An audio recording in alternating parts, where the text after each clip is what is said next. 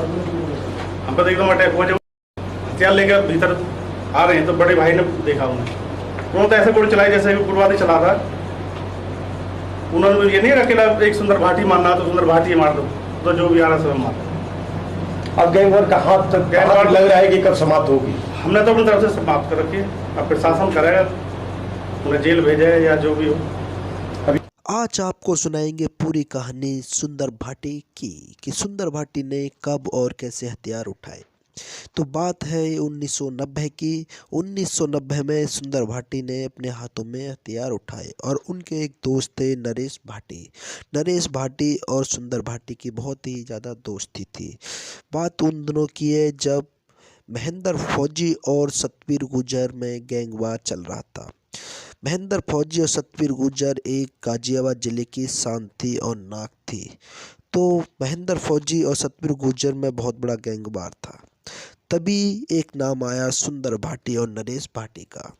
तो सुंदर भाटी और नरेश भाटी ने सतवीर की गैंग को ज्वाइन कर लिया। तो सतवीर गुर्जर की गैंग में रहते हुए सुंदर भाटी और नरेश भाटी ने बहुत ही वारदातें की और बहुत नाम कमाया। ये बात उस समय की है जब नोएडा नहीं बना था। नोएडा का नामो निशान बिल्कुल भी नहीं था और उस समय ये एरिया बुलंदशहर और गाजियाबाद में लगा करता था, क्योंकि आधा एरिया बुलंदशहर में आधा गाजियाबाद में। तो उन दिनों नोएडा तरक्की पर चल रहा था। यूनियन ट्रांसपोर्ट और ज़मीनों के रेट महंगे हो गए। तो सुंदर भाटी और नरेश भाटी अवैध वसूली का काम उन्होंने शुरू कर दिया। करते करते बहुत पैसा कमाया, नाम कमाया। लेकिन सुंदर भाटी और नरेश भाटी के दिमाग में आया कि अब हम राजनीति की तरफ चलते हैं। लेकिन दोनों एक ही जगह से खड़े हो रहे थे और दोनों में समझौता नहीं हुआ। इधर नरेश भाटी भी खड़े हो गए इलेक्शन पर, इधर सुंदर भाटी भी खड़े हो गए। लेकिन सुंदर भाटी की हार हुई और नरेश भाटी जिलाध्यक्ष बन गए। नरेश भाटी जिलाध्यक्ष बन गए। यही बात सुंदर भाटी को हजम नहीं हुई और उन्होंने सोच लिया कि अब नरेश भाटी को ठिकाने लगाना है। 2002 की बात है। पूरी प्लानिंग तैयारी करने के बाद नरेश भाटी पर हमला कर दिया सुंदर भाटी ने। लेकिन नरेश भाटी बच निकले क्योंकि उनकी किस्मत के धनी थे। उसके बाद दोबारा प्लानिंग बनाई 2004 में, लेकिन उस समय उनकी किस्मत साथ देने वाली नहीं थी, इसीलिए उनकी तुरंत ही मौके पर मौत हो गई और अन्य 2 साथी भी उनके मारे गए। उसके बाद उनके छोटे भाई रणपाल ने गैंग की कमान संभाल ली। रणपाल ने सुंदर भाटी के एक भाई और अन्य 3 लोगों को मौत के घाट उतार दिया और बहुत ही खौफ छा गया। उसके बाद तुरंत ही 1 साल के भीतर रणपाल का एनकाउंटर करा दिया। लोग बाग तो ये कहते हैं कि ये सुंदर भाटी के सारे पर इनकाउंटर हुआ था 1 करोड़ पर देके। घर वालों ने ये आरोप लगाया। रणपाल को ख़त्म होने के बाद उनके छोटे भाई नरेश भाटी के सबसे छोटे भाई रणदीप ने कमान संभाल ली और उनके सगे भांजे नरेश भाटी के अमित कसाना और अनिल दुर्जाना ने मिलके कमान संभाल ली। इन्होंने मौत की प्लानिंग सुंदर भाटी की बनाई 2011 में। उनको पता लगा कि उनके साले की शादी में सुंदर भाटी आने वाला है और ये पहले ही जाके जा छुपे और AK-47 से ताबड़तोड़ गोलियां बरसाना शुरू कर दिया। लेकिन सुंदर भाटी की किस्मत इतनी अच्छी थी कि वो उस मौके का फ़ायदा उठा के बच निकला, क्योंकि रात का अंधेरा था और वहाँ पर 4 लोगों की मौत हो गई। 4 लोगों की मौत होने के बाद सुंदर भाटी तो निकल गया। उसके बाद 2013 में सुंदर भाटी को गिरफ्तार कर लिया। उनके ही गांव से पुलिस को खबर मिली कि घगोला गांव में आने वाला है सुंदर भाटी, तो उन्हीं के गांव से सुंदर भाटी गिरफ्तार कर लिया। अब इस समय वो जेल काट रहा है और जेल में बंद है। वैसे जेल से भी एक सुनने में आ रहा है कि और सज़ा भी हो चुकी है। हरेंद्र प्रधान को उन्होंने जेल से ही ख़त्म करवा दिया। उसके बाद उनको उस केस में उम्र कैद की सज़ा हो चुकी है। लेकिन नरेश भाटी पे, जो नरेश भाटी मारे गए थे, वो सुंदर भाटी पर केस दर्ज तो हुआ लेकिन साबित नहीं हुआ कभी भी। और दोस्तों, इस वीडियो के माध्यम से इतना ही बताना चाहता हूँ कि कोई अगर बदमाशी में जाता है तो उसका बुराई होता है, अच्छा कुछ नहीं होता। इसलिए मेरी तो यही राय है कि इस बदमाशी लाइन में ना जाओ तो अच्छा है। कुछ नहीं रखा सिवाय बर्बादी और मौत के। इनकी इतनी बड़ी गैंगवार हो चुकी है कि इनके दोनों घरों में और आपस में जान पहचान 50 से भी ज़्यादा लोग ख़त्म हो चुके हैं।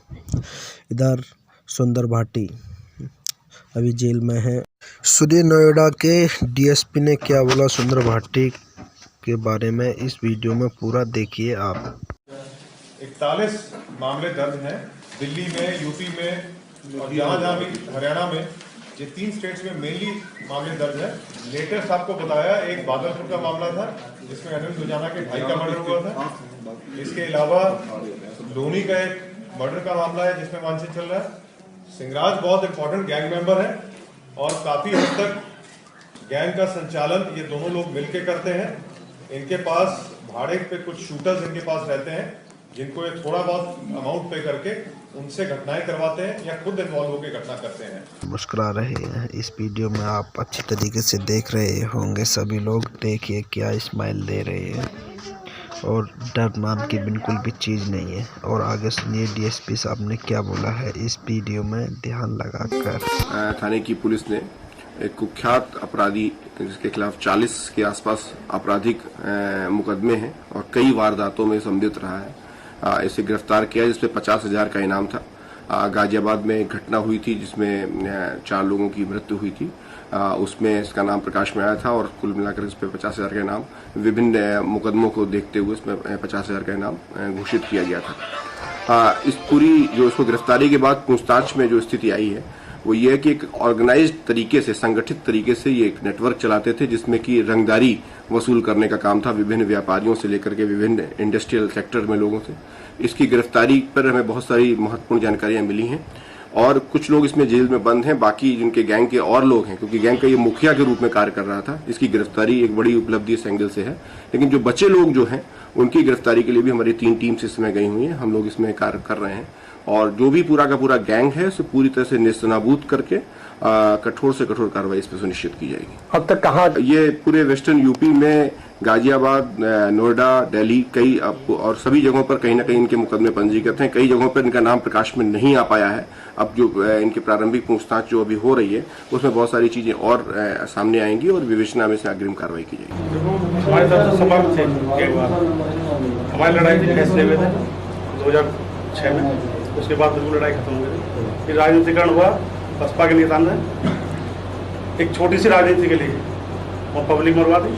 शादी में गया था, मेरे साले की लड़की की शादी थी, मैं खाना खा रहा था, पीछे से मेरे भाई ने धक्का मारा, कह रहा भाई बहन मार देंगे, पीछे से 2-3-47 कार्बाइन में गोली चला दिया था। तो अब ये तो वो बता सकते हैं कि रुके नहीं रुके। मैं तो हमेशा प्रशासन पर विश्वास करा, प्रशासन तो जानकारी, हम तो अपनी शादी में गए थे, हम पर एकदम अटैक हुआ। जब हथियार लेकर भीतर आ रहे हैं तो बड़े भाई ने देखा उन्हें तो ऐसे गोली चलाई जैसे उग्रवादी चला था। उन्होंने ये नहीं रखेला एक सुंदर भाटी मारना तो सुंदर भाटी मार दो, तो जो भी आ रहा है सब मार। अब गैंगवार कहाँ तक गैंगवार लग रहा है कि कब समाप्त होगी? हमने तो अपनी तरफ से समाप्त कर रखी है, अब प्रशासन करेगा, उन्हें जेल भेजे या जो भी हो। तो यह थी सुंदर भाटी की कहानी जो मैंने आप तक पहुंचाई है और आप अगली वीडियो ज़रूर बताएं किसके ऊपर बनाए हम, और पूरी आपको 100% सच्चाई दिखाते हैं। जब तक सच्चाई नहीं मिलेगी, जब तक वीडियो नहीं बनाते, तो आप प्लीज़ बताइए आगे किस पर बनाएं और चैनल को सब्सक्राइब कीजिए, लाइक कीजिए।